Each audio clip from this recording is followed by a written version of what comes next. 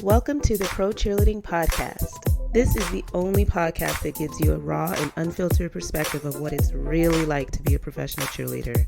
Whether you're currently on a pro team, an alumni, or really curious about what it takes to become a pro cheerleader, the Pro Cheerleading Podcast gives you all the inside scoop and hot topics in the pro cheerleading industry and in-depth interviews of current and former cheerleaders. I'm your host, Mhkeeba. Join me every Wednesday as I reveal the truth behind the Poms.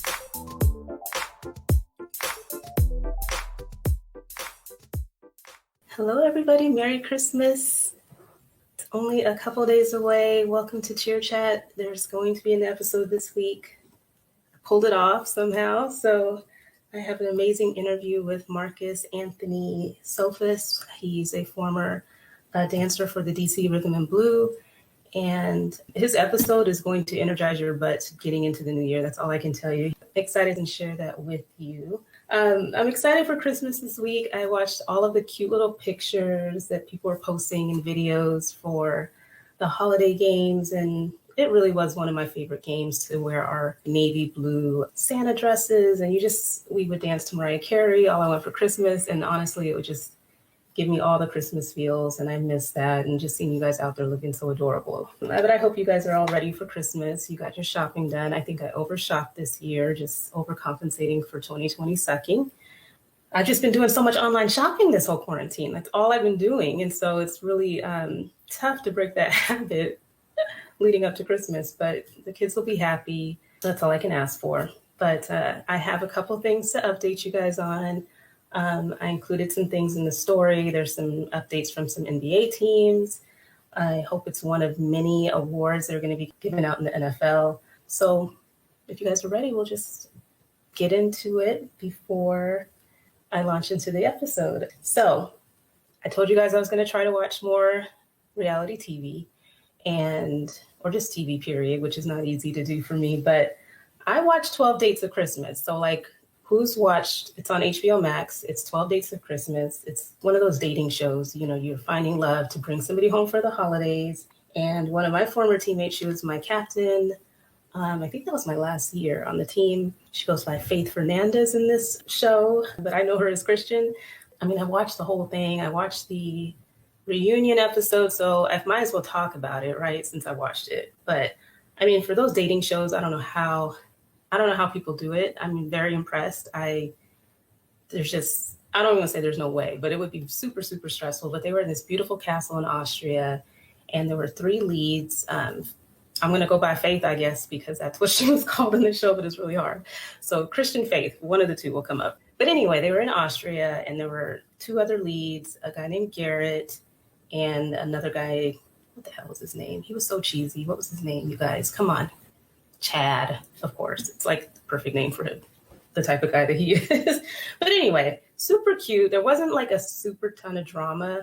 It seemed like the cast more or less got along. It wasn't just people throwing hot chocolate on each other and all that kind of drama. I don't know if you guys have the gumption to get on a reality TV show. And I think there are people who, after they dance, they, go down to LA and then they go to different casting calls. I'm not a commercial genius. And I think this episode is going to give us another take on the commercial side of dance and acting and doing different things and branching out after you stop dancing. But I'm just curious, what do you guys think? Would you ever do it? I would be too nervous. And especially when dating is hard enough, and to do it on a TV show is probably just a whole nother level. But I won't do any spoilers. You guys should watch it and give me your 2 cents. But I watched the show, and I'm just going to say, Christian's an amazing young woman. I think she carried herself very well. And, she was the catch, for real. Even with all the women that came through the house, it was just not for nothing, but just a little basic. But but she was stunning and carried herself well. And, I think for me watching, just being, auntie, we're going to call me auntie. That came up in the episode in the interview. I'm definitely older than most people that probably listen to the podcast, but I'm going to give my mama bear 2 cents. Why not? That's what I'm here for. But it was just something where the guy that was her love interest was a little bit older. Well, how much older than her? 7, 8 years older than her. I think there was a little snafu with a little white lie or whatever told by Christian about kissing the other lead or some drama. You guys watch it. But the point is from there, I think because she's a very wonderful person and loyal and trust and honesty and all that's super important to her. I felt like she was like almost trying to prove herself to him the rest of the time, like how loyal she was. Like she had like tunnel vision on this dude the whole time. And I'm like, you got, other people here that you could be exploring and getting to know. And there was a really, really cute guy at the very end that I actually was hoping that she picked. They drop dates in 12 days of Christmas. It's like you're on a date and somebody just pops up, a new contestant. So it was really hard to probably manage and juggle all of that. But I just hope that things work out. I think, once you're out of reality TV land, you have to kind of make sure that you can work. You have to get to know people. I mean, you can plunge all in, but there's, trade-offs to doing that too. And I think the guy that she picked is pretty cautious and wanting, 2020 hit and probably threw a million wrenches in their plans. But she came out of it single and it was just like, oh, he needs to be proving himself to her. That's how I feel. I mean, obviously, I don't know shit about what's going on in their relationship, but, it's fun to watch and get into it. And it seems like they have mutual love and respect for each other and are still building, but they're not together.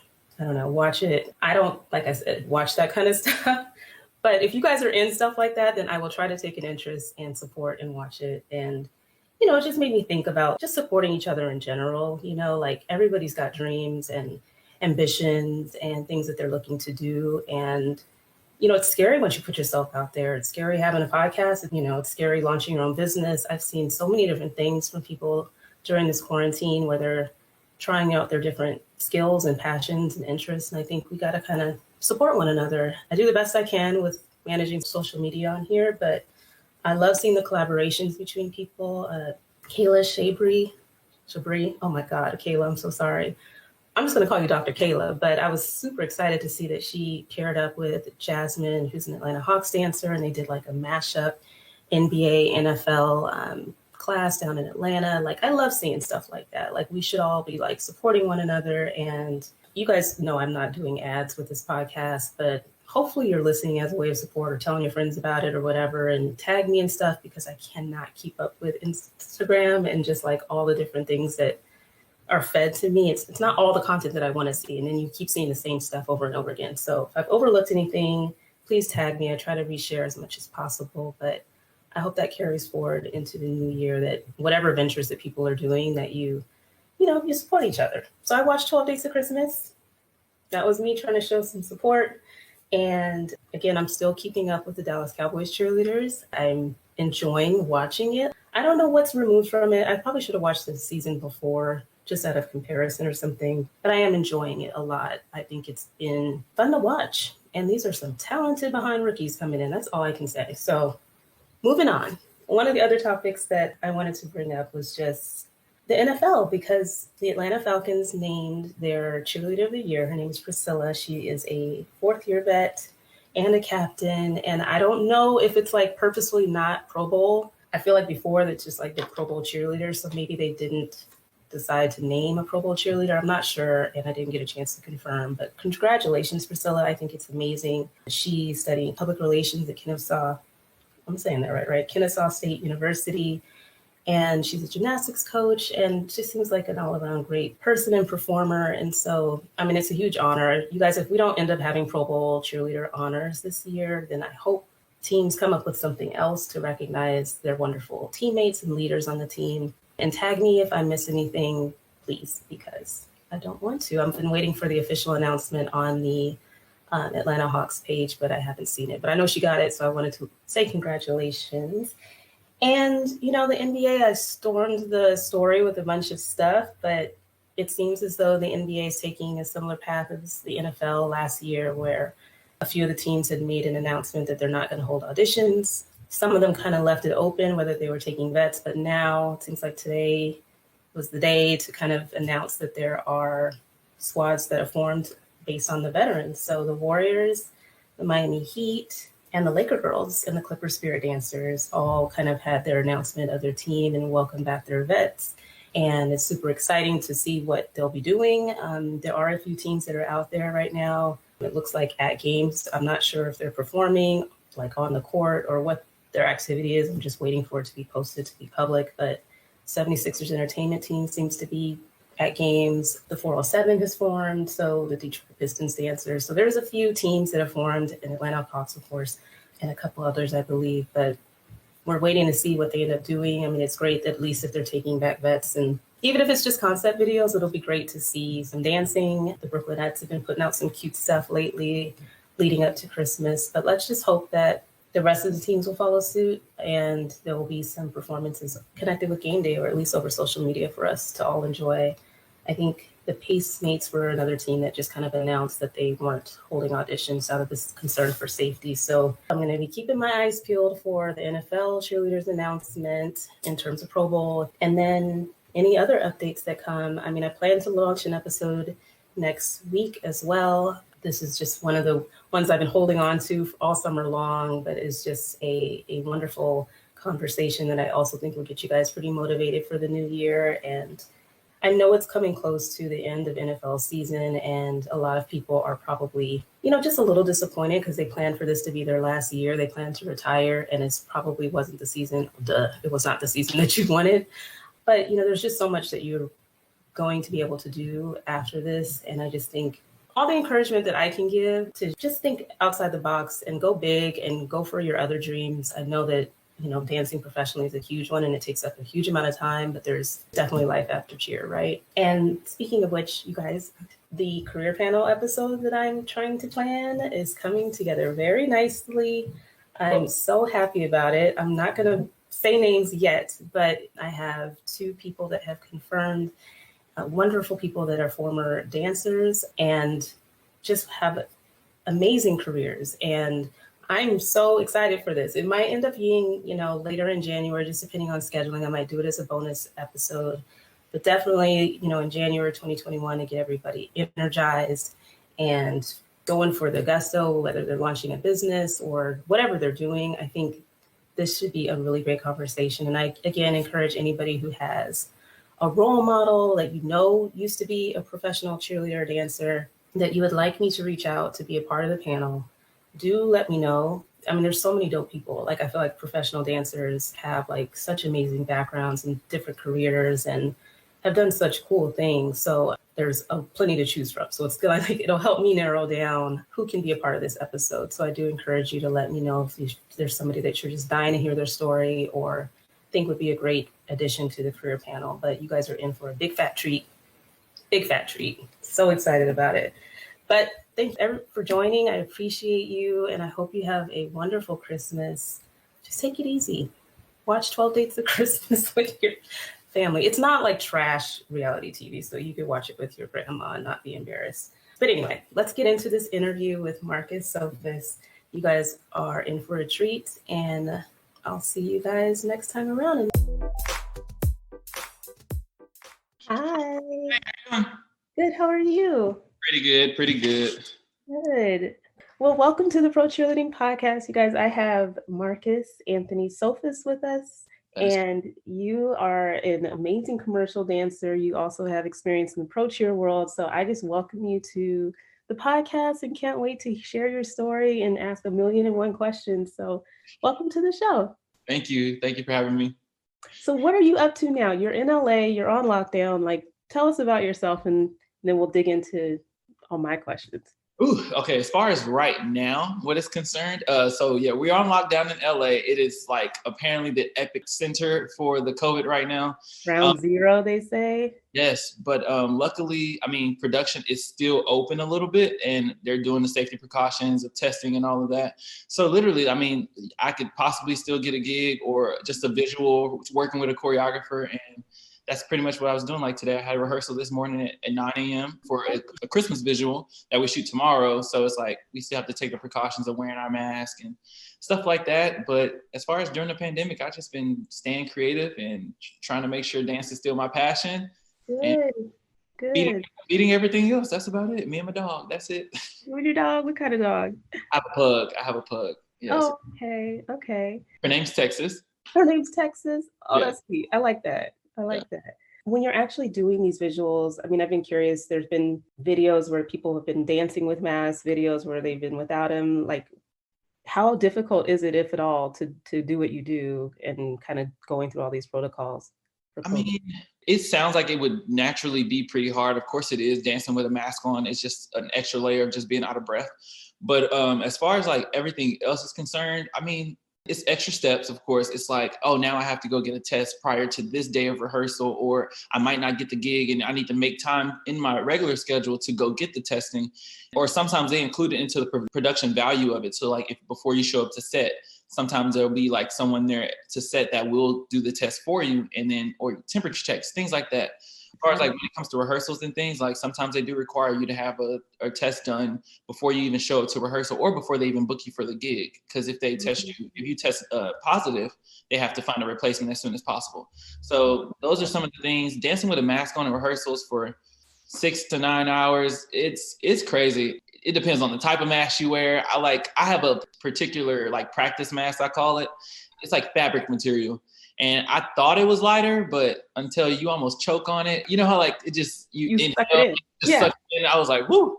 But yeah, it's been those things. And then like there's times when you're on set and it's like you have to dance with your mask on, like as far as rehearsing, but when the camera comes on, you take it off. Yeah, you know, got it. Those type of things. But this is a new lifestyle. It really is. But they say Missy Elliott makes her dancers train in their mask anyway. So, I mean, I guess we're just preparing for Missy Elliott's rehearsals right now. Wow. Well, I mean, it's interesting to hear what it's like. Have you had any like exposure to it in the sense that maybe things kind of got rocky in that way, or I don't really knock on wood? I don't think I have. I mean, there's been times where like I've genuinely might have waken up, like I've been exhausted or something, and I've woken up in the morning and I'm like, oh, I don't feel good today. And I'm like, oh, I hope I'm not exposed. But it's like I have rehearsal and you have to like retrace your steps, but you also have to be like, okay, I got to think smart for everyone else and I got to think smart for myself. Right. So it's like, do I call the choreographer and say like, hey, I'm not feeling right today? Or because I could be just panicking, but it's like with COVID-19, it's kind of like you have to take the proper steps. Or if not, it's like, do I go to rehearsal? Do I stay away from everybody? Do I, keep my mask on the entire time? Don't touch anything, hand sanitizer down. Like, what do I do? Until like I can officially go get a test and then find out if it's like you don't want to lose the opportunity, but you want to keep, like, it's so much going on in your head. Okay, I'm like stressed out listening, but I totally can imagine all those competing considerations, and you're trying to listen to your body, which you might just be physically exhausted from rehearsals or just, preparing for your jobs. And then, gosh, and knowing how to communicate and how forthright to be. And then if they I'm sure they're going to probably more so just for logistics, kind of not like wipe you off a list, but just move on to the next person because they don't have time to wait for you to be well, to wait for you to be tested. Mm-hmm. Wow, that's a lot to juggle and balance, but I'm glad you've been able to do it in a healthy manner and taking care of yourself, because that's stressful, because this is your income too. So you're trying to, Are you also balancing a job as well with all your different commercials? I am. So I'm a man of many talents. So okay. my friends like get to your talents too, because that list of skills was crazy. My friends like to say like I'm crazy, like I just have a lot of jobs. My nickname used to be the American Boy because they just said like I just do everything. So the start of COVID, I was a tour manager, like a producer. I was producing a kids dance competition for Kids Artistic Review. And what I did was I was on the road from January to July, and I would do like backstage management for the dance competition. Okay. In March, I flew to New York, and as soon as I flew to New York, that's when COVID struck. So as soon as I got off the plane, I literally had to get right back on the plane to head back to LA because we were going on shutdown. So I was doing that naturally. And then Kids Artistic Review, they tried to tweak the shows to where when they announced production was back in action, they did like COVID style shows. So basically they took precautionary measures, reshaped everything. And that's what we were going to start doing that as well. So I have done a couple COVID shows as far as the dance competitions were concerned, where it's like one studio at a time, they perform all of their dances and things like that. So I was juggling that as well. Then on the side of that, I also picked up the job of being a virtual learning assistant. So like kids that are in virtual school, just helping out kids. And it's kind of like being a personal assistant to a family, basically. Okay. And just if they need anything, like you take care of it, a manny, basically. Okay. So that's necessary. I mean, luckily my kids are older, but for sure, for people who are struggling because you can't have all those interruptions during your day if you're trying to work. Yep. I would imagine that market is probably pretty hot in terms of trying to get people to come help out with the kids. Great way to make sure I still have income coming in during the pandemic. So it was a blessing that they kind of adapted to the situation. And then as far as the nanny situation, that was also being juggled. Then I also decided I wanted to tap back into my directing and videography and editing and creative directing. So I just took it upon myself to just like reach out to artists through social media And I was like, hey, like, I love this song that you have. Virtual concerts or virtual like visuals are the new thing. Like, can I create a concept for you? Like, I have this idea of this track.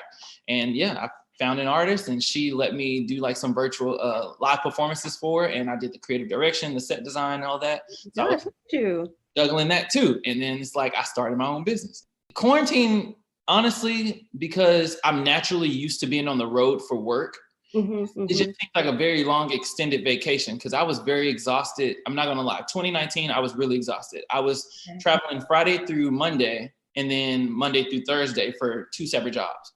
So, wow. So I would only sometimes. And you had Texas this whole time? No. I got Texas. Okay. I was about to say, how did you manage? Okay. Yeah, I got Texas during the pandemic. So that was one of the things I was like, you know what? I'm home. Like I can take. It's kind of like an extended vacation, and I know I have so much to offer. It's just like, now how do I manage it and kind of distribute it equally so that I can still fuel these passions? Oh yeah, and then I forgot. I'm also a media correspondent, like MC, a host. Okay. So I was hosting virtual parties on Zoom for a company that does music festivals normally, or DJs. Oh my gosh, what's that like? That was fun. I mean, it's pretty fun. I like to give energy to people. So when they actually I'm already like, let me take some notes. Literally, so when the DJ company reached out to me and it was like, hey, Marcus, we have this idea of doing like virtual parties for companies, or social dancing is what they were calling it. They were like, we want you to host it. And I was like, okay. So we did the first one, which was like a music festival gone virtual. That one had like a lot of attendees, and then that turned into companies reaching out, like NYX Cosmetics and L'Oreal and all of them, and like the executive producers of The Bachelor. Like I hosted all of those parties, and then from there, like that landed me getting other jobs as far as like speaking roles in commercials and stuff. Like the pandemic's been fun-ish. I was about to say, it sounds like you're, it's just weird. I love people. Too bad. That's awesome. You just don't have the people interaction, and I love like people, so it's like weird. Yeah. And creating that virtually, especially if you are, in the role of an MC or host, and giving that energy, and that's why I just really admire everybody that's been able to work through this space creatively, because, if you're wearing a mask, you're having to serve so much more expressively from like your nose up to try to connect with people. And then if you're doing, the type of work that you're doing in terms of parties or just different events virtually, you're just trying so hard to connect people. And I didn't even know that kind of stuff happened. I probably would never be invited, obviously, to that type of stuff, but that's cool though. That's really cool. So you've been working. Yeah, I've been working. So you've had an amazing commercial career. We'll get more into it, obviously, but let's get back to like how you got started. So you have been dancing all your life, or what's your story in terms of your training and background? This is pretty easy. Okay. So pretty easy, but pretty lengthy too. So as a kid in elementary school, when I started dancing, I think it was around the age of like 5 or 6. I went to performing arts elementary school in Houston, Texas. That was Burst Elementary. First dance teacher, Miss Faluke, love her to death. And we still talk till this day. And that was the start of my dance career. Then when it came to middle school, I did not dance at all. High school, I didn't for the first. Wait. Yeah. You're fast. I'm gonna have to go boom, boom.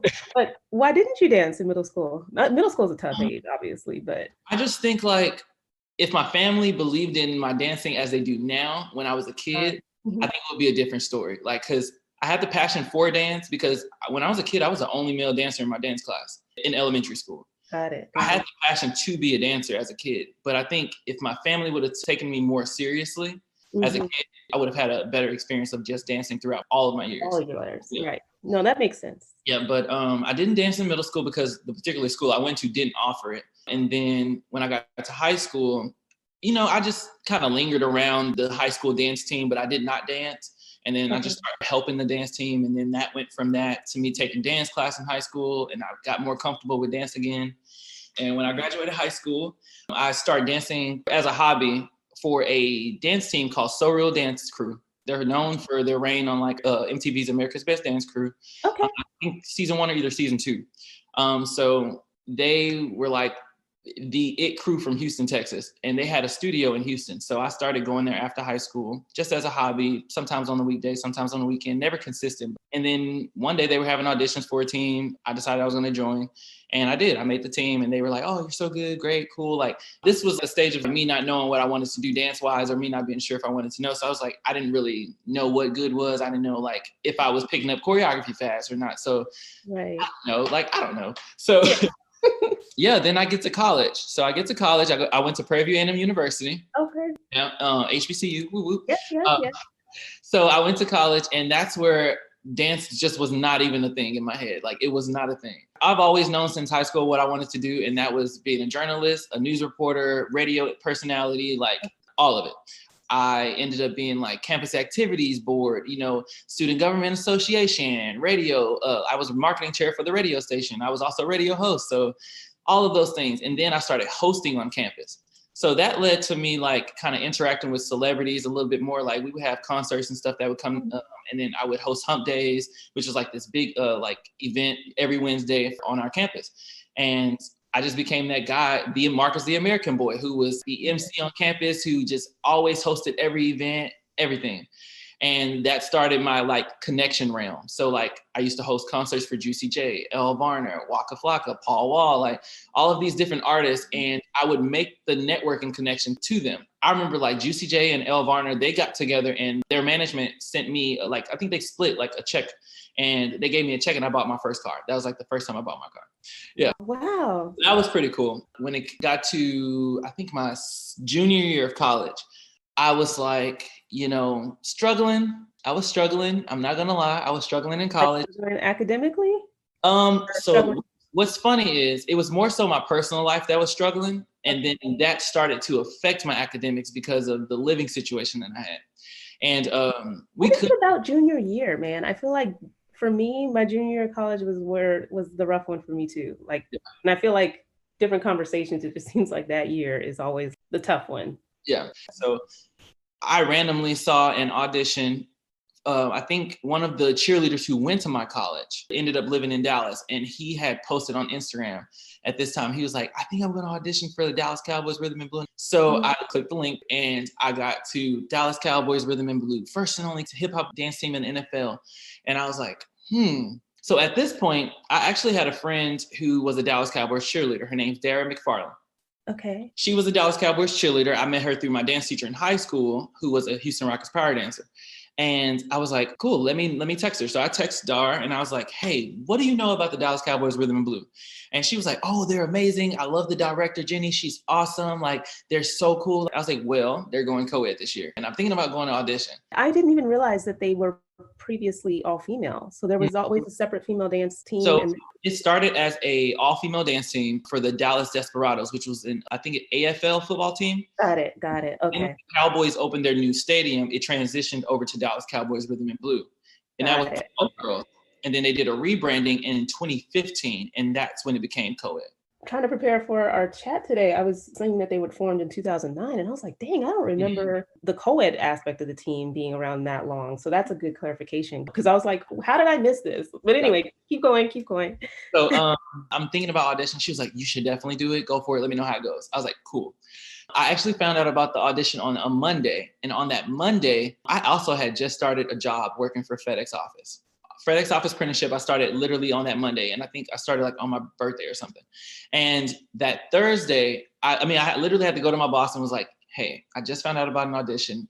I want to go to Dallas and audition for the Dallas Cowboys. They were like, go. I was like, cool. So Thursday, I drove down to Dallas. And yeah, I remember the audition. I remember everything about it, being there. Tell us about it. Thinking about it now, it was just amazing. Like, I showed up to Valley Ranch, which was the old Dallas Cowboys headquarters.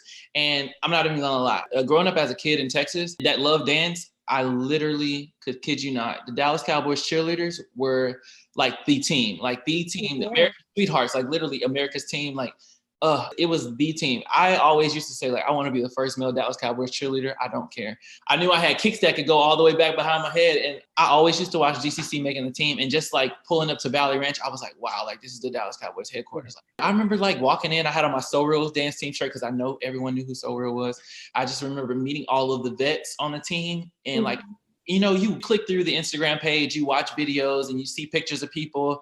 And there was one girl who stood out to me. Her name's Jessica Stewart. She became like my lifelong friend. She stood out to me, and I remember walking in and I seen her and I'm like, oh my gosh, like that's Jessica Stewart. Like, she's like, I think someone saw my shirt and they were like, oh, I'm not standing next to you. And I was like, what? Don't do that. Like, no. Like, don't do that. Like, no. So it was one of the most like amazing experiences. And yeah, I remember after the first day, some of the vets coming up to me and was like, yo, Jenny loves you. Like, she really likes you. And I'm like, it's like, I don't even know what this means. Like, it was my first big audition. I'm just Had you like put dance a little bit on the back burner too, just yeah. based on all your activities in college? So you have danced in a while too? And you always used to say dancing was just a hobby. Like, everyone in my family, like all my friends, they knew like, oh, he can dance. But I'm like, it's just a hobby. Like, cause I was so focused on other things, like, trying to be on the radio and do all of that. So it was just one of those things where you just like didn't believe that dance was your passion. Was your passion. So you just got to find yourself. Yeah. I mean, especially as something where it's like, I can actually make a living from doing this, or I can pursue one of the biggest teams in sports and be a part of that team. So you make the team. Tell us about that. So, we go through the audition process and they send us back home. They say finals are in a week. So I go back to Houston and I'm like, oh my God, like I made it to finals. So I come back to Dallas now a week later and, you go over the routine all week long. You come back for finals. And then we have this live final draft day audition in front of like 10,000 people, I think 5 or 10,000 people. And oh, wow. That's how they did the audition? Because it was draft day held at the stadium where it was like big, open to the public, right on the same plaza that you dance on during game day. So it was like that vibe. And then it just so happened to be broadcasted on NFL Network, like commercial breaks and stuff. I was like, oh gosh. So what a stage already. Like, that's crazy. Oh yeah, we do 2 auditions. We do a personal audition, which was up close and personal with the judges downstairs. And then we came upstairs to do a audition in front of the audience. So stage presence, basically. Mm-hmm. And I mean, sweat bullets. You just sweat bullets. And the crowd's like screaming, everything's going crazy. You have the MC, everything. And me, I'm like a production nerd. So I'm like looking at the stage. I'm looking at the lights. I'm looking at the DJ. I'm looking at the host, like the judges, where they're standing, like the barricades. Like, I'm all about everything. I'm just a sponge when I'm in situations like that. So yeah, the audition goes off. They picked us for training camp. So you guys had to do the training camp too? Yeah, why can't they just pick the team? No, I'm kidding. But, I know. I know. It's like stress. Okay. Stress. Okay, stress. Like, it just keeps going.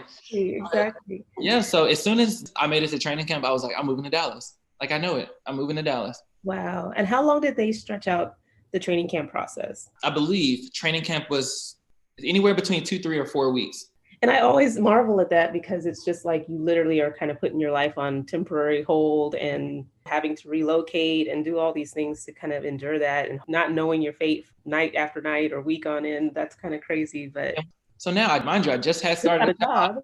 So I was like, so I made it to training camp and I'm moving to Dallas. Can I transfer? They're like, yeah, you're not in 60 days. I was like, okay, so how do we do this? He's like, do a resignation and then you go hire. I do a recommendation and they hire. Boom. Oh, okay. It was just that easy. And then it was like my transition was so fast. I stayed with my same friend that I stayed with for auditions for about 3 months, I want to say, while I was finding an apartment and everything, getting everything in order.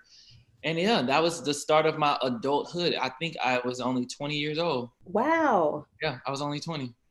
And so tell me where college fits in this then. Did you decide to take a break or were you still in school? Like I said, the living situation affected my academics. And then as soon as my academics were affected, I tried everything from like college pageants where you can win scholarships. And they were just like, we wanted you to win this pageant, but you can't do it because your GPA is sliding. And I'm like, I know. And the thing was, everyone knew me as the guy who loved school. But it's just one of those things where your personal life really did take a toll on my academics.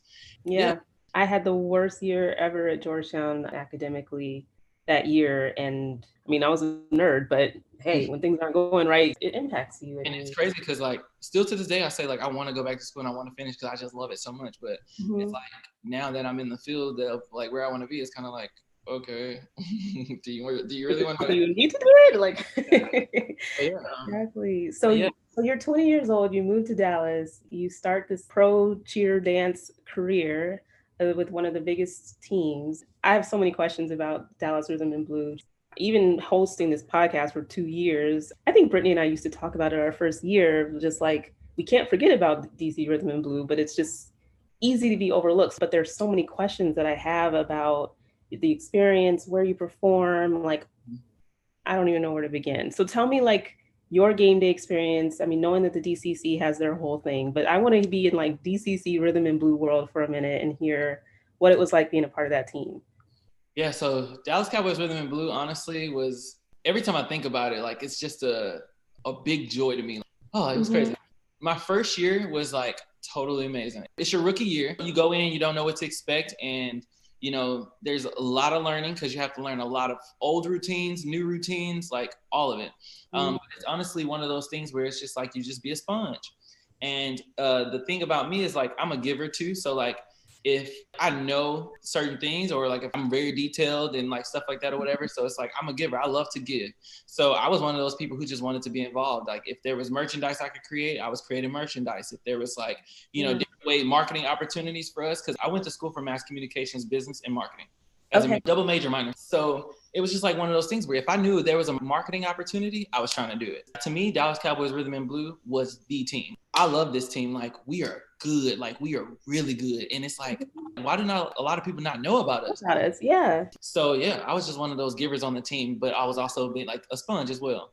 And my first year was amazing. Like from the moment we found out we actually made the team to the first game day, which was like preseason, because preseason is not like a normal game day. There's barely people there, you know, it's you trying to get out your game day jitters, and it's something about those plazas. We dance about 7 times. I think we rotate, like we'll do like 4 dances or 3 dances and we'll rotate them.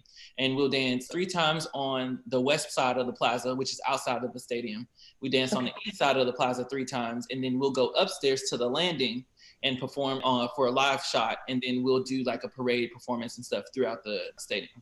Is the landing part where the dancers are today, like the DCC, like that big long strip, or is that stadium? I can't wait to finally just see it because it's humongous and massive. But there's a different platform for you guys to be able to perform. So when I was a rookie on the Dallas Cowboys Rhythm and Blue, the cheerleaders actually weren't dancing on those landings anymore. They're a little platform anymore. Something about like an insurance policy or something, but got it. So they stayed on the sidelines and things like that. But then now they re-switched it, of course, due to coronavirus. So I was like, "Ooh, that's cool!" Like I'm antsy to see it myself. Yeah. But the stadium's so beautiful. So in the end zones where the field goals are, behind those, there's seating that goes up, but there's also like each level of the stadium has a different landing. So there's like Dr. Pepper, Miller Lite, AT&T, Ford, like marketing wise. Marketing like meta. Oh my gosh. I know. I studied marketing in college, so like it's just a mastermind. Anyway. We would dance on the landing, and then we would also dance on the plazas. Plazas are these stages that are built on the outside of the stadium for like pre-game festivities. So amazing. It was just the crowd, everything. So preseason, it was a little like get your jitters out, like feel the performance, feel the stage value.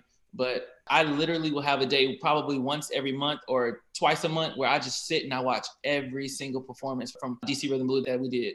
And I literally just drown. I'm like, wow, like, oh, we were so good. Like, oh my gosh, like first game day, I'm like, man, we went hard. Yeah, I just remember like my first game day. I do remember Ro. He's the director of the drum line. And he came up to me. I remember he was just like, man, you just killed it, man. Like, God, he's like, I was like, what? It's like you don't get to see it until you play back video and you're like, what? I did that. First game day, like that was amazing.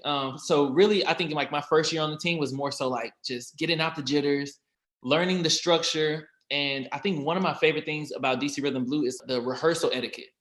The rehearsal etiquette that I still use it till this day, or even if I'm leading rehearsals, I still use it till this day. If a choreographer asks me to clean, I use Jenny's way. Like it's literally the rehearsal etiquette is everything. And I'm one of those people like I said, I give energy. So when I'm in a rehearsal, I love to crack jokes. I love to like make sure everyone's like not uncomfortable. If I see someone struggling, I like to help. I like to do all of that. But it's kind of there's a time and a place to do it as well. But DC Rhythm Blue taught me that, and the structure of rehearsal and just rehearsal etiquette. And it taught me how to be a student, but it also taught me how a choreographer or a teacher is supposed to teach as well. So like if I'm in a class and the teacher's not teaching not the way that I'm used to, but the way that I think works best for others, I'm like, ooh, they could do that better. Like, things like that. So yeah. Well, Jenny seems awesome. She seems like an amazing leader. She is. I literally just posted a dance video yesterday and she commented on it. She's like, yes, you messed up so smart. And she's like, I have feedback. I'll send soon. I'm like, yes, just like old times, give it to me. Yeah. Awesome.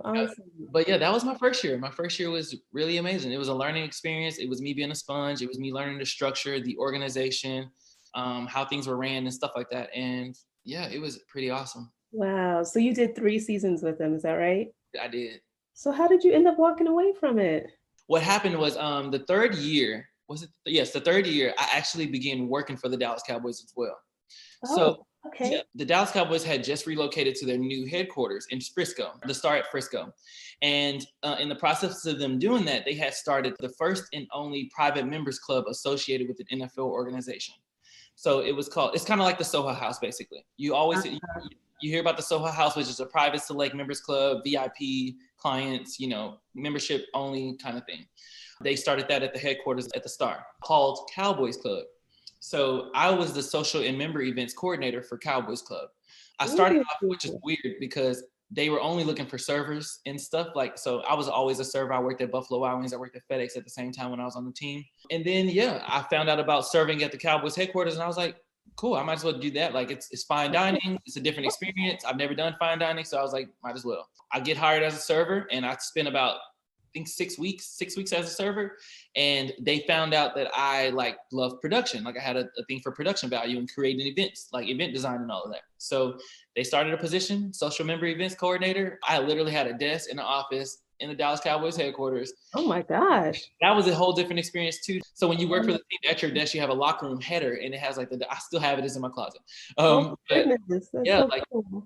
and that was a whole nother experience. Like now I got to work closely with the Jones family because I was like doing events for, their club.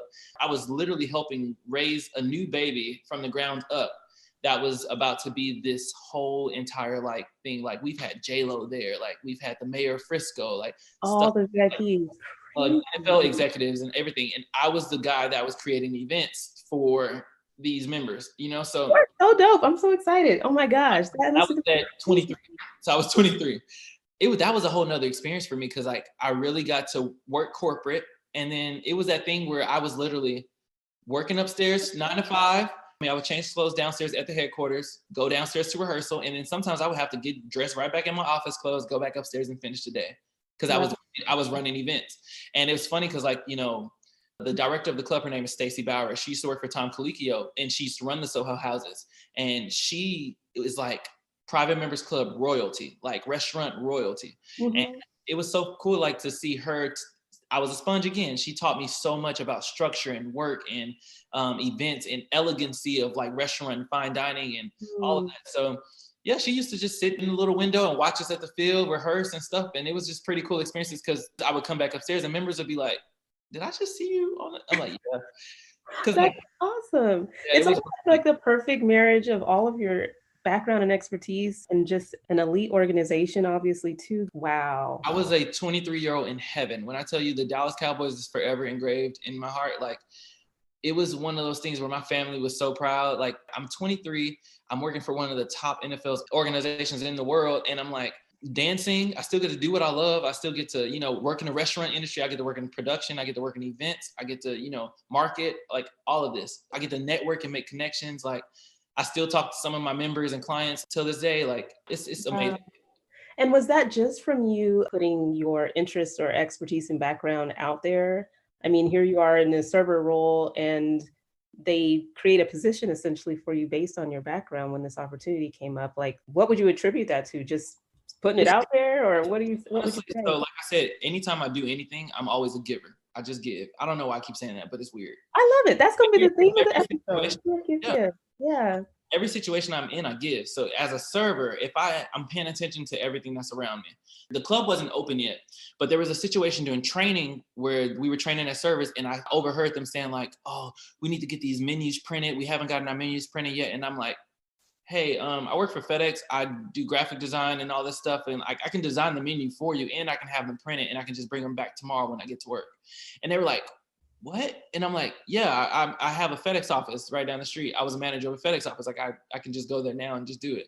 And it was like, okay. So everybody, I remember all the servers leaving for training. I'm sitting down with the director of Cowboys Club, who was very scary to me. She's like Meryl Streep in The Devil Wears Prada.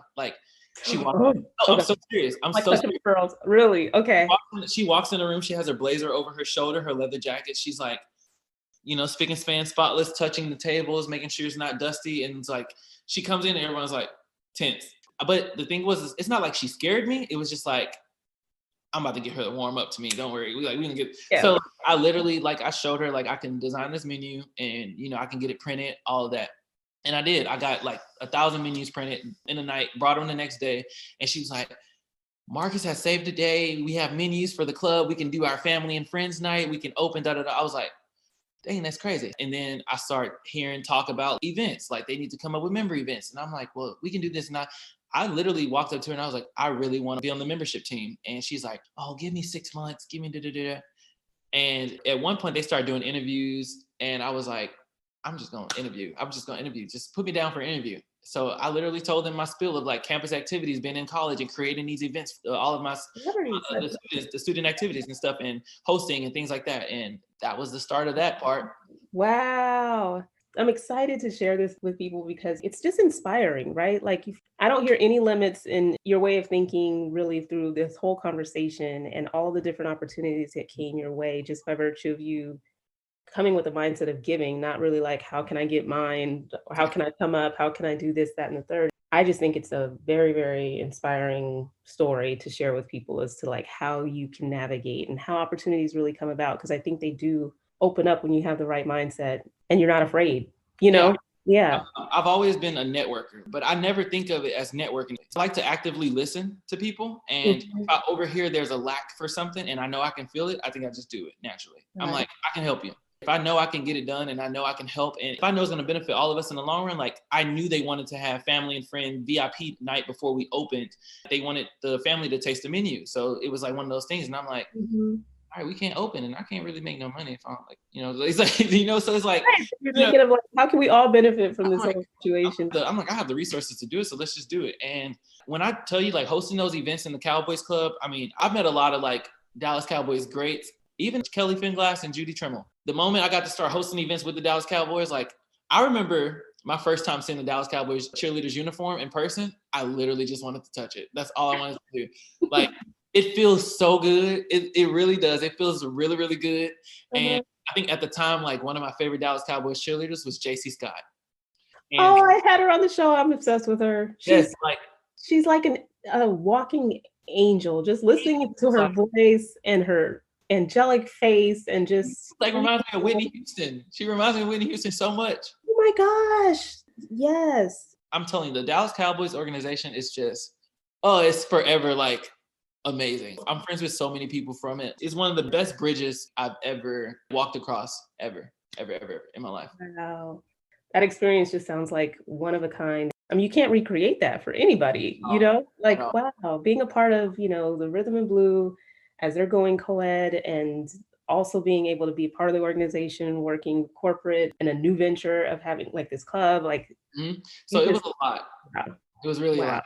So then as my position grew larger with the Dallas Cowboys, as far as like work-wise, I noticed it started to affect a little bit of my aspect with the team. Sometimes like I would be literally in the middle of an event and I would have to change clothes super fast to get to rehearsal. And I might've been like 5 minutes late, because I'm like upstairs and then I'm running downstairs. But it's crazy. I knew it was at that point where I was like in rehearsal, like I'm looking upstairs in the window because the club had like this view. And if we had an event in that particular area of the club, I was like looking up there like, is everything running smooth? Like, oh, got it. God, you were like, yeah. I think it was around like Christmas time where we had like this big Christmas extravaganza for the Dallas Cowboys. And I was like upstairs doing Christmas events for the club. And I was coming downstairs dancing at the Christmas event. Then I would change right back clothes and go right back upstairs to the Christmas event. And okay, that's chaos. So switching your brain from like dance mode, being meticulous about your routines and your performance, worrying about how the event is going, switching it. Oh my goodness. I balanced it really, really well. I really did. And then there was Dallas Cowboys hosted the NFL draft. So in 2018, the Dallas Cowboys hosted the NFL draft, and Jackie Bob Pearson worked for a company called E2K Entertainment. Yep. So I started working for E2K Entertainment. I was one of the PAs for the NFL draft for 2018 in Dallas. So there was this big dilemma where I had to host the NFL executives at the club, which was in Frisco, Texas, but I also had to produce the NFL draft, which was in Arlington, Texas. That was about an hour drive away. And my boss told me, she's like, I need you here. And I was like, they need me here. And I was like, what do I do? So I literally put in my letter of resignation from the club that day. It was something where I literally thought about one team versus is it 32 teams in the NFL? Yes. 32. See, I passed my football test. I know. Okay.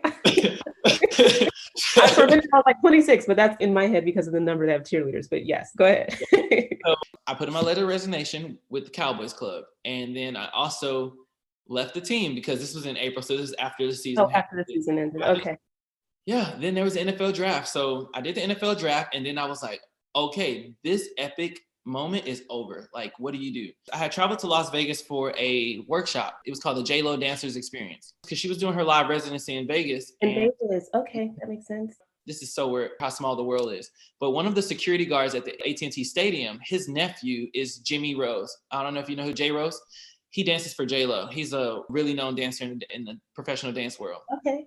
So his nephew is Jimmy. We went to the workshop, and I think that's when I fell in love with the professional commercial dance aspect. Okay.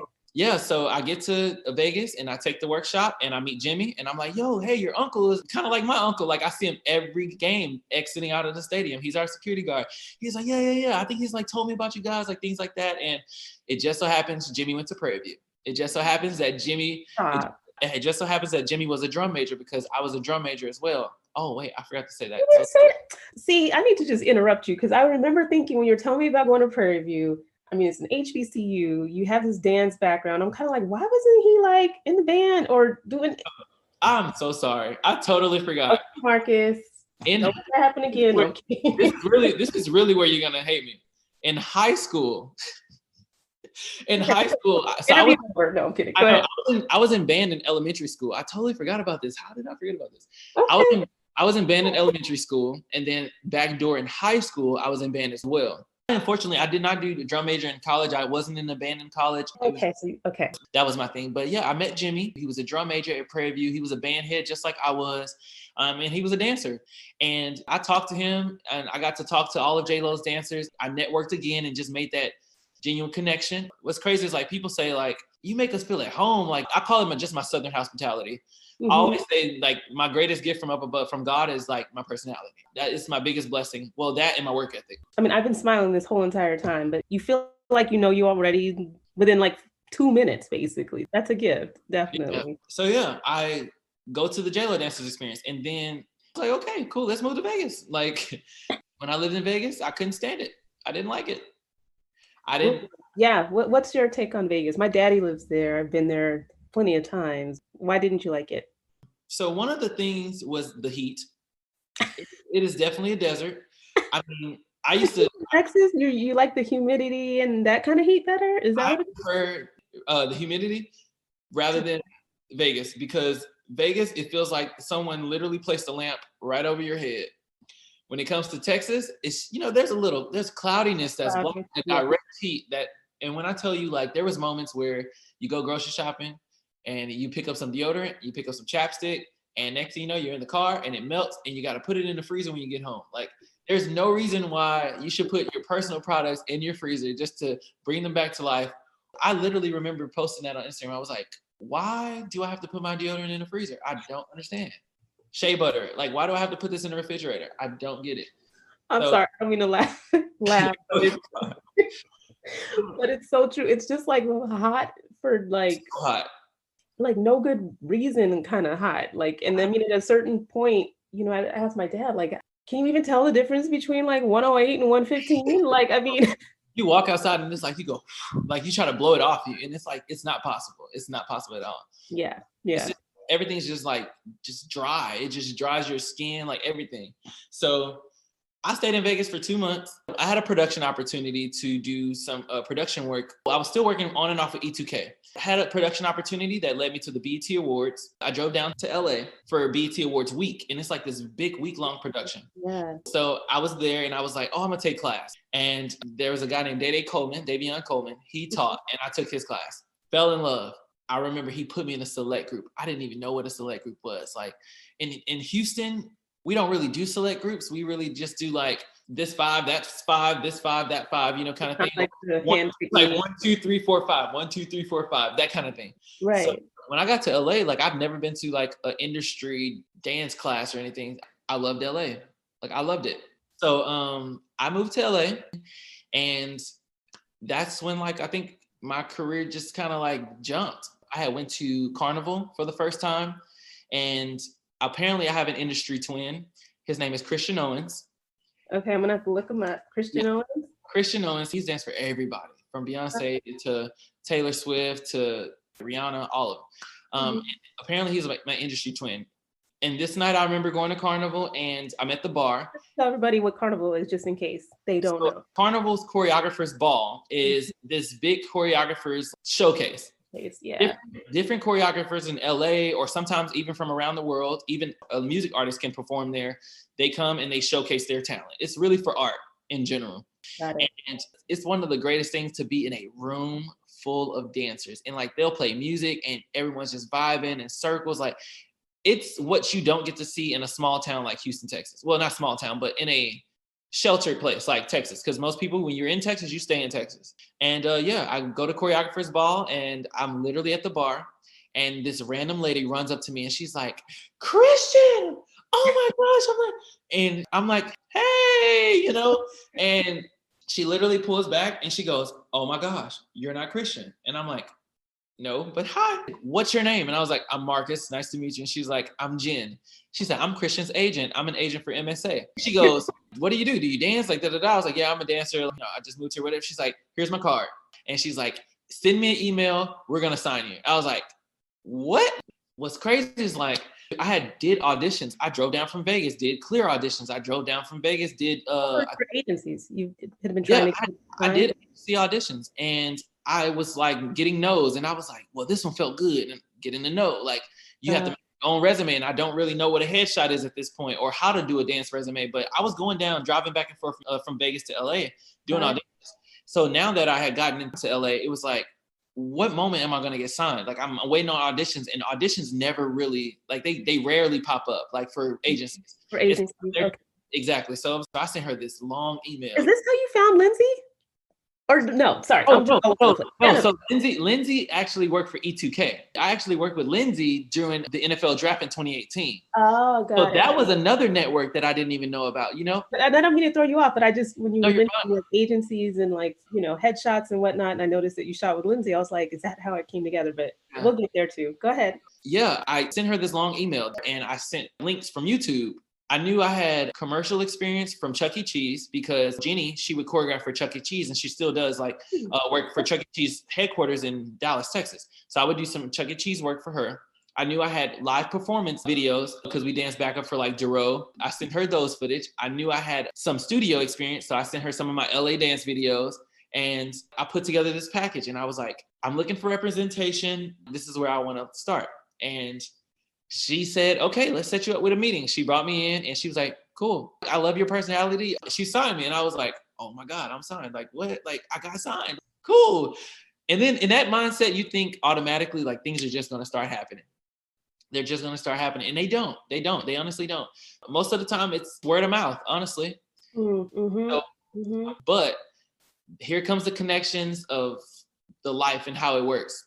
So E2K, I get some production gigs with them. I still am doing production, so I still get to work in the industry, the entertainment industry. Right. Then it comes to choreographers. So on Dallas Cowboys Rhythm and Blue, I've worked with Phil Wright, Amari Marshall. We've worked with Alex Fetbroth, Jeremy Finney, Nappy Tabs because they did a co-production on the halftime show for us. Jesse Lee Santos also did a production. We also used to go to Choreography's Pros convention. Oh, yeah. Everybody talks PAD, but there's also some other conventions as well. So with the Choreography Pros, and that's where I met like people like Miss V. I met Cisco Morales. I met Tia Tabea. Gosh, I met so many people through there. Oh, Tony Gonzalez. Yeah. Tony Gonzalez, he's my mentor now. Like he mentors me. So yeah, when I moved to LA, like I go to Choreographers Carnival and I see Tony, and you make it a point to speak because Tony has seen me in my rehearsal stage. So they know your work ethic. So I would go to their classes and I see Phil. And the first time I ever went to Phil Wright's class, he was like, what? You in LA? Like you live in LA? And I'm like, yeah, I moved here. And he's like, take my number. Here's my number. Like da-da-da. So cause he knows like, I know the structure of his rehearsal. I know Jenny, and I know he can get the job done. Amari Marshall, same thing. She's like one of my closest friends. Like same thing. She's like, you live in LA now? Oh my gosh, you're gonna thrive here. Alex Fetbroff, same thing. Make sure you come to my class, like da-da-da. So it was just one of those things. So, oh man, I get signed.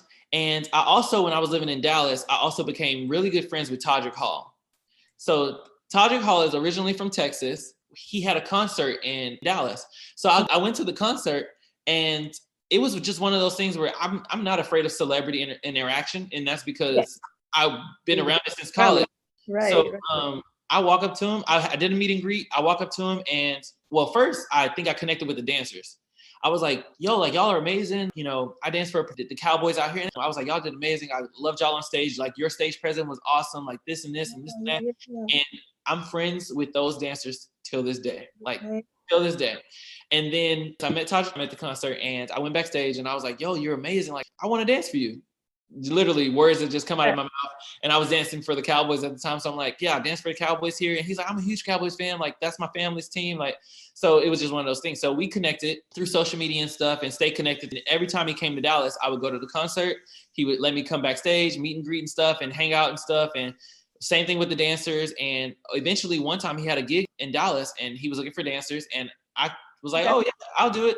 So I got to do that and it was a gig where like Deborah Cox was. It was like for a black tie event and stuff, and that was pretty cool. So when I went to one of his show when he came to Seattle, and I was just so blown away. Same, like I'd heard of him and I knew who he was, but I didn't really know how amazingly talented.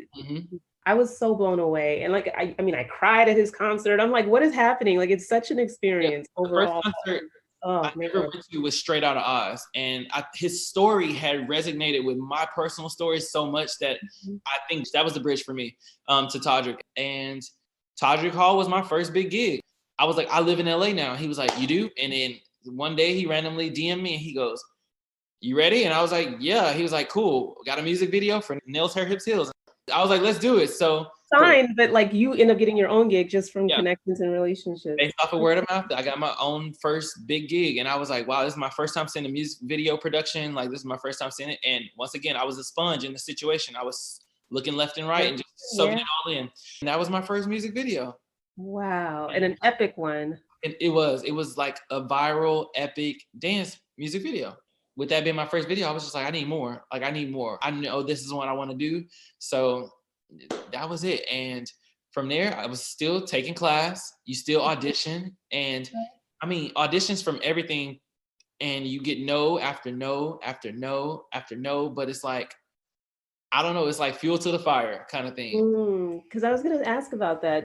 Hearing about your path, it's like you think, like you said, the opportunities are just going to just come, and you said that they don't, or you audition for things and it may not work out, but it fuels you and it pushes you. It sounds like more than getting rejected and people question their life choices and kind of going through that. It's just part of the business, I guess. It's just the no's and steadily continuing to go out there. So yeah, I mean, other than that, it just went for me dancing and trying to make sure I'm staying in the studio, but also still trying to make sure I'm working to make sure like I can, provide for myself at the same time, because I wasn't getting gigs. So it was like, what do I do? So I was trying to stay in the entertainment industry and work that way. So I was still working with E2K and still doing like productions for certain things. And at this point in time, I was working for a company as a like traveling like event producer.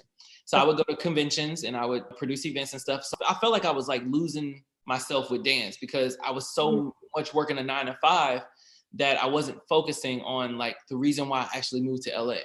You get choreographers that ask you to be in their visuals and their concept videos, or you get asked to help on set for some things, and that's all good, but sometimes you want to dance. But then there was also this one random moment where I'm at my office and I get a phone call.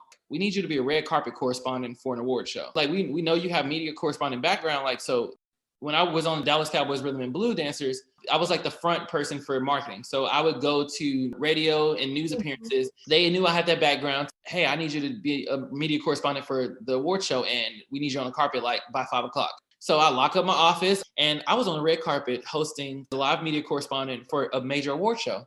And the thing is, like, me growing up with my family, me and my aunt, we are really big entertainment, e-news fans. Like, I knew I wanted to be a host of 106 in Park or host of TRL.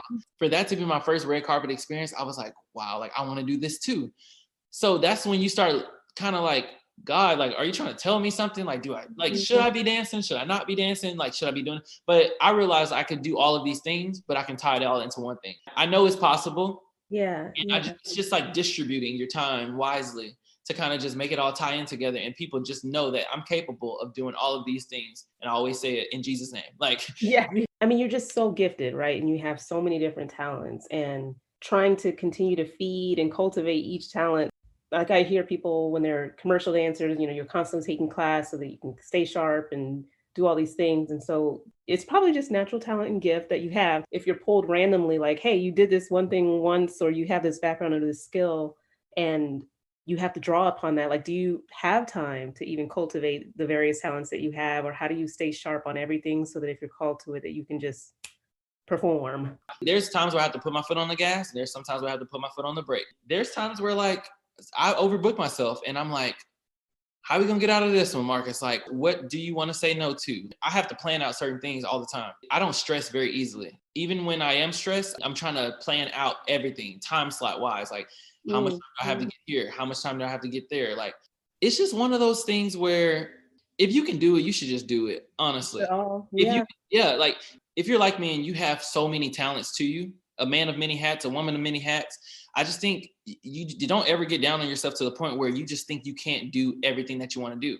Because I wear that proudly on my sleeve that my name used to be the American Boy. I did radio. I love fashion. I love photography. I love videography. I love editing. I love singing. I love acting. I love dancing. So it's like they always say you have the same 24 hours in the day as Beyonce. Use your 24 hours. So do it. And I'm only 26. So I want to keep going because why sleep? What's the point of sleep? You're lighting a fire under my behind, I'll tell you that. Anyway, that's just a whole other story. But it's awesome just because you're right.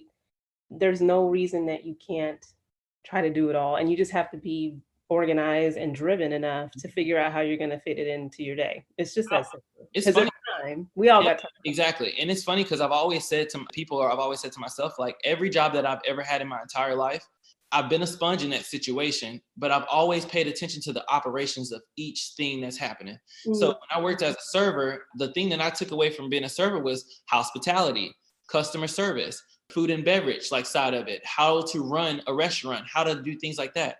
When I was working at FedEx, I learned about printing, I learned about shipping, graphic design, same thing, customer service, being hospitable, structure, like things like that. When I was a dancer for DC Rhythm Blue, I learned everything. I learned everything. The back end of it, contract agreements, marketing, choreography, like everything. How to book a choreographer to come, teach and stuff like that. Everything, uniforms, like all of that. Every job I've ever had in my entire life, I've soaked up the knowledge, the back end of it, just because I wanted to know like how to run my own. Because eventually, in the end of it, my end goal, what I want to do is I want to own my own creative headquarters. Not like a network studio or anything, but I want to own my own production headquarters where you can come and you can get styling done. You can record your album. You can get choreography. You can get lighting. You can get staging. You can get all of it, all of it in one-stop shop. Mm-hmm. So that's a great ambition. Yeah, and even if I wanted to run food and beverage out of that, I could run food and beverage out of it because they got to have somewhere to eat during their breaks or stuff like that. So it's all party for their whatever they produce, and it's like exactly. Oh, I love it. I totally see that. I just want one big creative headquarters, and I know I'm gonna get there because I've had the knowledge and I remember everything. When I started my business, an accessory brand that I'm gonna launch in February, I was like, I know everything about printing, shipping already. I know everything about graphic designing, everything. I know everything about fabric. I know everything about it just all worked out because I know the back end of it already. So I cover my bases and that's that. I think that's why I love listening to stories so much because you just understand, I won't even say how long of a journey life is, but just like every experience that you have in life literally is somehow forming and shaping you, preparing you. And then as you grow and as you mature, you see how all of those connections are intertwined and it just becomes like a beautiful symphony almost. So when I listen, it just makes me happy because you just see the beauty of life and how you grow through things and your mindset of always being a sponge and learning and giving, sharing your background and your expertise and always being respectful and doing it. Like you said, not trying to step on people's toes. I have this background, so I'm going to tell you what to do. It's just a very beautiful mind space to be in so that you actually are giving and receiving and taking it all in and not taking any experience for granted and not knowing who you'll meet and how that might play out later. And I love that you're not leading with that. It's not like networking so that you can Mm-hmm. meet this person, get close to this person. So you could, none of that has been present in the story at all, which is even more amazing. And I hope people take away just too, that it's not so much about trying to reach out and connect to somebody so that you can get something from them. Cause I think, sometimes that gets to be the driving force a lot of times for people. Yeah. Like I said, I just go into a situation and I'm very aware of my surroundings. So Yeah. I can tell you of an experience like when I was working as an event coordinator, I finally got my first big gig with MSA. Mind you, I had been signed to MSA for 2 years. And the first job that I get is Sam Smith. I just watched that video because I actually hadn't seen it. And I was like, oh, that was a dope video. So Sam Smith's I'm Ready video, right? With Demi Lovato? Choreographer, Sean Bankhead. I'm like, okay. Okay, that's big. I'm like, that's like one of my favorite choreographers in the entire world. Like, yes. Oh my God, I had heard so much about him. Jenny had met him because he had taught Dallas Cowboys Rhythm and Blue prior to me even being there when it was all girls. So my agent emails me back and she's like, you're booked. And I was like, wait, like no audition. My very first job with Wow. So my very first music video, like with the big artist, and first job with my agency. So this is the first time I'm ever going to get a paycheck from my agency. And it was with Sam Smith, and it was also with Demi Lovato, and it was also with Sean Bankhead. And it was also direct booked. That's huge. I was like, oh my God. So I went to rehearsals for Sam Smith and met Sean Bankhead. And I literally was like, hey, you know Jenny Durbin Smith? He was like, yeah, I know Jenny Durbin. And I was like, yeah, that was my coach. I used to dance for the Cowboys. And he was like, no way, I love Jenny. Oh man, she got so much swag, like stuff like that. And sometimes I just say things and I don't realize, oh my gosh, that's a bridge. That's a connection. Just all of that stuff. And I was a sponge on set once again. I work production. I've produced things and I've produced commercials and I've produced sets and produced live shows. So I was on set, and as soon as I hear an assistant director like, all right, y'all, let's stand up, let's get ready. Like I'm first one up. I'm ready, like, because I'm being a smart dancer. Like I know my rehearsal etiquette that I learned from Cowboys. I know my production etiquette that I learned from working with E2K and how time is money. So there was a moment like where I'm sitting in the room with dancers that are big name dancers for like Taylor Swift, and they've danced for like everybody, and Nicki Minaj and all of them. The director's yelling, get ready, let's set, like action and things like that. And I'm like, y'all are still sitting down. Like, why are you sitting down? Like, even some of the biggest name people who that I look up to in the industry, they don't have the blessing of having that structure or etiquette, because I'm like, yes, we're in heels, but at the same time, I'm thinking from a production aspect of it, but I'm also thinking of it from a dance perspective. Mm-hmm. I'm like, my feet hurt, but the faster I get up, the faster we can be done with these. Done and take them off. Yeah. I'm thinking as a producer where I'm like, if I'm up, that means time is money. They can possibly get extra shots that they might need that can feel different things, or they can try new things. So I was always thinking like that.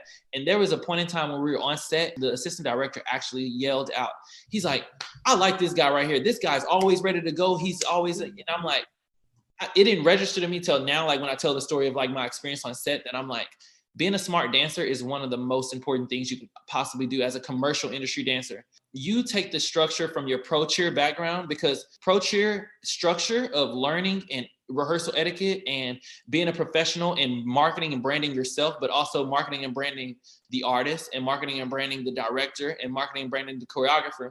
It's like that structure that you learn in your pro cheer world is honestly one of the best blessings you can take into your commercial world. Your experience, obviously, being part of a pro team has prepared you in a way for like every experience that you've had. That professionalism, I think it's something that I hope dancers hear about and understand, just that what they could be soaking up even more from the fact that they're on a team, because it will apply in so many different things, the way that you're balancing, the way that you're representing your brand, and just kind of that professionalism is key. And it sounds like it's noticeable. I don't think I would have the same dance industry road or journey if it wasn't for my pro dance, pro cheer background. And that's simply because when you're on a team and they tell you like your contract agreement and they're like social media etiquette and how you do this and how you do that, like all of that really goes into play, because it's like, if I get a job now with a tour, I already know that I should not be tagging my location. Like all of those things play into it. Social media, like I know how to brand an artist, like JoJo Siwa. If you dance for JoJo Siwa, it has to be on brand. You cannot be posting half naked photos or anything like that. It's just one of those things you learn in your pro dance cheer world. It's not normal, because there's some dancers who just do. They just do. Yeah.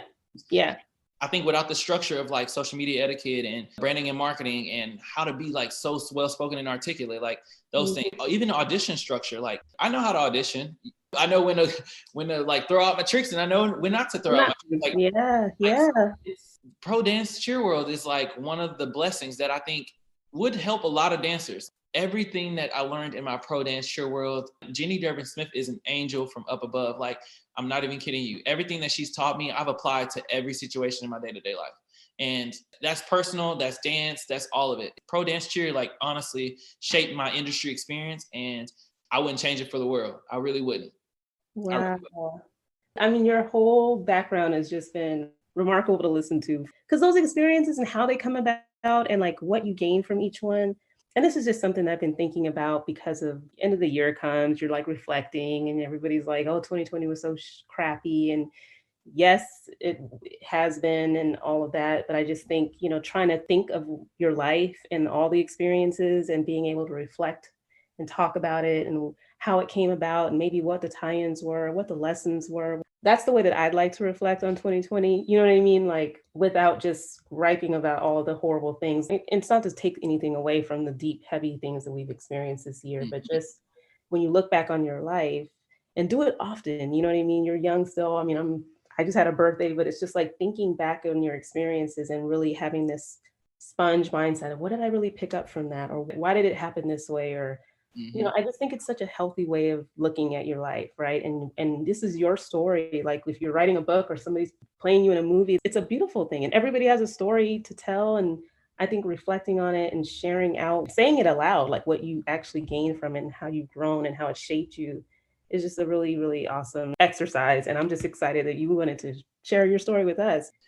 Self-reflecting is like one of my biggest things. When it comes to kind of like soaking in those opportunities, I mean, I self-reflect daily. Whether it's on past friendships, relationships, life experiences, job opportunities, it's kind of like you self-reflect, you figure out the pros and cons. What did I gain from this? Like, what did I learn? What can I do better? Like how you have to, being honest with yourself is the most important thing. And it's like, you have to really break down, like, what did I do wrong in this situation? What could I have done better in this situation? Did you actually soak in and take in the moment? Did you enjoy yourself? Did you have fun? Like all of those things just tie into it, to self-reflection.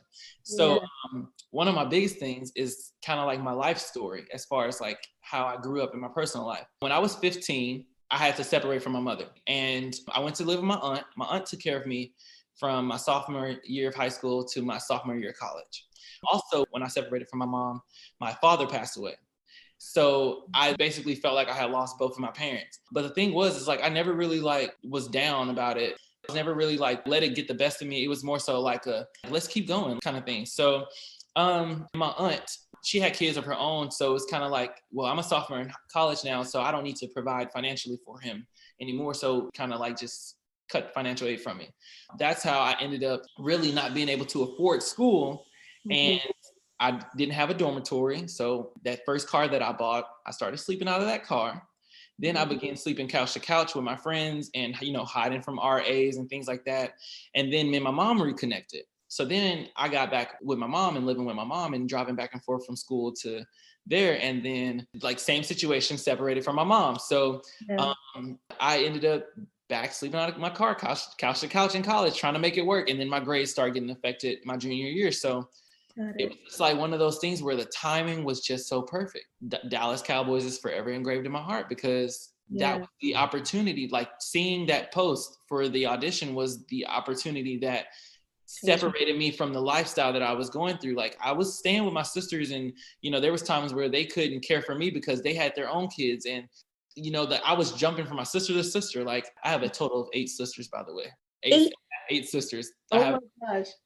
Everything. Like I've been through it all. When I look back on my life now, I'm like, the Dallas Cowboys saved my life. And I could have easily let all of those situations that happened in my life as a kid affect how I moved about day to day. But I got my work ethic from my mom. Like she's always been a hard worker. So it made me a hard worker. It's just all gifts. And it was kind of like, how am I just going to use it? I know who I am. I know what I want to do and I know what I want to be. So it's kind of just like, I just kept going. And it wasn't in a mischievous way of just being like, I got to show these people that I can make it. It was more so just like I am the author of my own story. Like now that I am old enough to have a pen in my hand and write my own story, let's just start over. Like, let's just start over and just start writing. So when I made that team, it was a life-changing experience for me. Moving to Dallas was the best thing that I ever did. And I haven't looked back since. I'm gonna just keep going. Where do I want to go now? Like just so every opportunity, I think that's why I'm just so appreciative of it, is because one, I could have not been here for it. Yeah. Two, you're getting to do what you love, what you say you've always wanted to do. You get to do it. Like the best moment of my entire life. I was dancing for the Dallas Cowboys. I get off the stage and going like to just, interact with my teammates. And I hear someone scream, Marcus, Marcus. And I turn around. It's my very first dance teacher, Miss Feluke. And I had she had no clue. Like, she knew that I danced for the team, but she didn't know like if she would see me. And I literally just fall down to the ground. I burst into tears. Like, the photographer's like taking photos. I hadn't seen her since I was like 10. It was one of the proudest moments of my entire life, was that I saw my dance teacher, who instilled the love for like an 8 count in my heart, literally like watched me, and she saw me perform. My family, out of the 3 years of me dancing for the Cowboys, my family came to one game. And I remember moments from those games, like grandfather, my aunt, my uncle, and my little cousin were in the rain, in ponchos, watching me perform. And my mom was nowhere to be found. She was literally in the stadium. And I was like, wow, like, it's like, I don't even think of it in a negative way until I self-reflect on it. And when I self-reflect on it, I'm like, man, like, with a smile on my face, like, that was bad. That was a bad experience. The only thing that can help me is the fact that I'm self-reflecting and I'm sitting here saying, this was a bad experience, but look where I am now. Like, I'm still here. Like, I'm still here and I'm still going. It's like, what is there to be upset about? I walk in every room and I lead with love, light, and that's all. Like, that's all you can lead with, is love and light. Because sometimes pain or difficult experiences can be a motivator for people to do great things, but it's not necessarily like a positive motivator. And it's like, you're not doing it to prove, like you said, anybody wrong. I can't even put it into words, like how your mindset really resonates with me, because I think it's the way where you're like not holding on to pain. You're not holding on to the bad experiences. I'm not a grudge holder at all. I can't hold grudges. And that's even with relationships and friendships and stuff. Like, what for? Like, why? I love everybody that I've ever connected with in my entire life. I could literally DM them, call them, text them, and we can talk like nothing ever happened. Yeah. I mean, don't get me wrong. There are some people that I haven't talked to or in a long time. And it's not my fault. It's just like, I genuinely just don't know what happened. And I want to reach out. Like, I wouldn't know where to start, because it was just like, those things. So every experience you have on your dance team is not always the best, or every experience that you have is not the best. But it's like, why hold a grudge? Like, you were a huge part of my life. You are a part of my story. So yeah. I don't know, like, all of these experiences, I love them. I love them all. I love the good. I love the bad. I love the ugly. Like, I just love them all, because I don't know. I just wouldn't be here. Your story is beautiful. Like, it's just part of your story without really thinking about it. I mean, I think I view life in the same way, where it's just good, bad, ugly.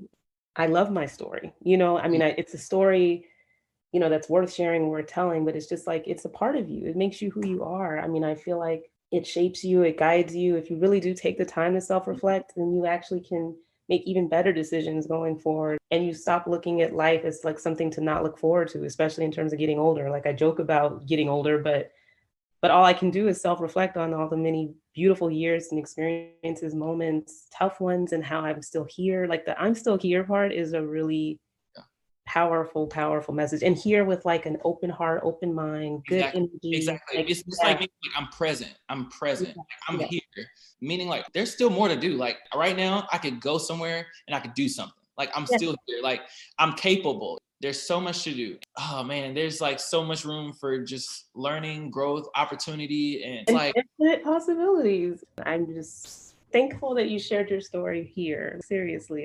It's a wonderful journey. It all connects and it all makes sense. And there's so much more. Man, I'm excited for your future. I mean, I don't mean to say it in any kind of like mama-like way, but it's just, you have a lot to give. And I can add you to the list. I have a list of moms. I have mom in my contact list. I have mama this, mama that, mama that. Like, literally, I can add you to the list. God, that's totally dating myself. I feel like auntie. Yes, auntie. There you go. Auntie. Okay, there we go. No, but I am excited for your future, and I hope you do come back and share all the amazing things that you do going forward. Yeah. The pandemic is going to like calm down and more opportunities are going to open up. And I hope people do think of you and give you your stage to shine and touch more people. I know, like I just picture it. Like, we're people can't see. We're like giving weird little hand motions to hug through the computer, but maybe that'll be the last question. Male entertainers and, you know, for pro cheerleading and dance teams, and any thoughts and changes that you might like to see or any commentary on that. A guy dancing in general, being able to showcase his talent professionally in itself is a blessing. And I'm going to root for that guy no matter what. Like, and yeah. I'm even happy with like the new social media page that shows male representation in the pro dance world. So it's like, awesome. Pro dance boys, pro dance guys. Pro dance boys. Pro dance boys. And it literally connects us. What's crazy is like being on DC Rhythm Blue, you would get messages. I would get DMs and from Dylan in New Orleans, and he would say like, hey, I want to come and audition. And I'm like, man, come do it. Like, you know, like rooting on guys to come audition. Laren Linsky, who dances now for the Atlanta Falcons. Yeah. Mm-hmm. I've seen him audition for DCC, you know, Dallas Mavs and DC Rhythm Blue. And I'm like, finally, like I get to see my friend dance for a pro team. Like, yeah.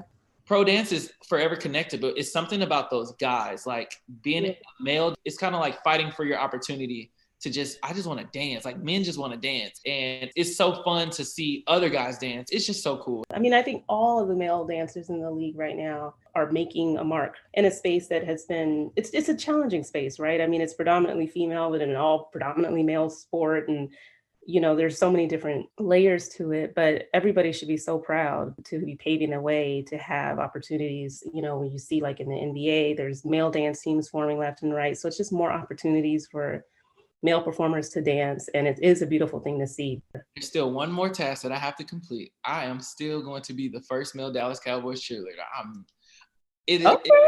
serious. It is going to happen. I'm not kidding. Do you see Kelly and Judy opening that mindset to?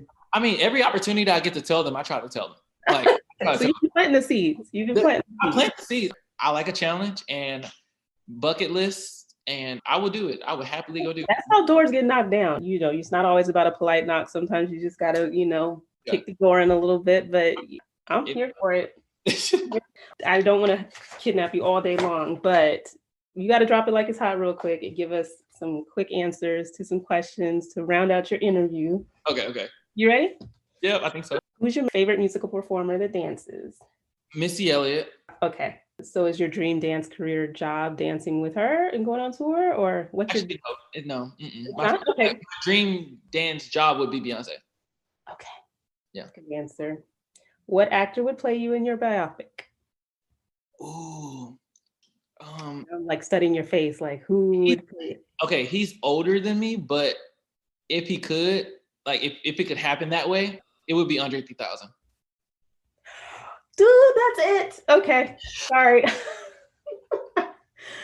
You know how like wasn't consciously thinking about it, but I was like been staring at your face, and then I'm just like, who does he look like? But that's it. Andre 3000. I get it all the time. All the time. Yeah. And he's a good actor. Okay, I like it. All right, your favorite social media app? Instagram. Who has it easier, men or women? Women. You walk into a store and their clothes are all there. Men has a little corner right there. I'm basing it off of that. Okay. Also, like y'all can just walk around in a 2-piece of clothing at auditions. We gotta, it's a lot. Yeah. Okay. I will make you expand on it more, but I had to ask your perspective. I interview a lot of women, so and ask that question from time to time. So, okay, let's see. If you could live in any sitcom, which one would it be? Okay. The first thing that came to my head, which was Saved by the Bell. If you were the 8th dwarf, what would your name be? Lanky.